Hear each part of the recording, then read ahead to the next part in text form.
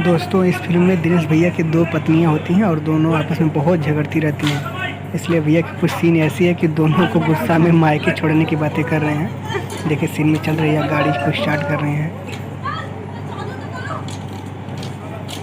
Scene कुछ ऐसा होने वाला दोस्तों, लग रहा है गाड़ी स्टार्ट होगी नहीं और सीन फिर से रीटेक होने वाले है। फिर से दोबारा स्टार्ट नहीं हो रही है, गाड़ी स्टार्ट हो ही नहीं रही है। अब दोनों औरतें भाग गई, उनकी जो दोनों हीरोइन, मतलब है कि फिर से सीन रीटेक होगी। जा रहे हैं, फिर से लेके आएंगे।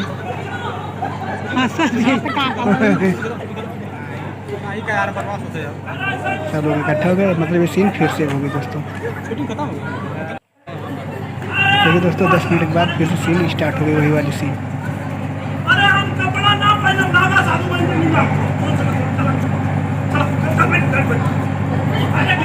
दोस्तों, काजल राघवानी जी और आम्रपाली जी गाड़ी पर बैठने जा रही हैं और किरण यादव माता जी जो बिठा रही हैं जबरदस्ती बिठा रही हैं।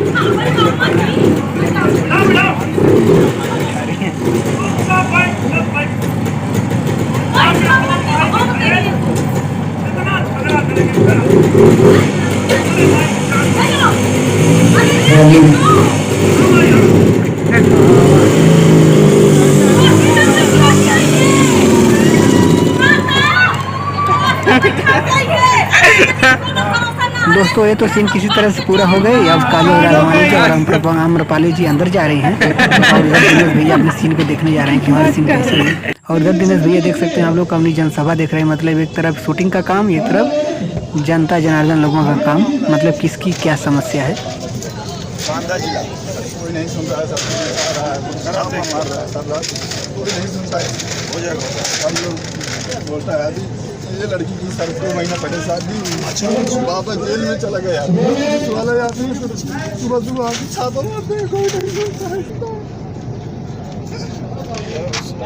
बुलाओ जाके हाजिर कराने गए, वो बोल दिए, जज साहब बोल दिए लड़की है, अभी मैं नहीं लूँगा, इसके ऊपर जाँच कराएंगे, ऐसा बोल रहे हैं वो लोग।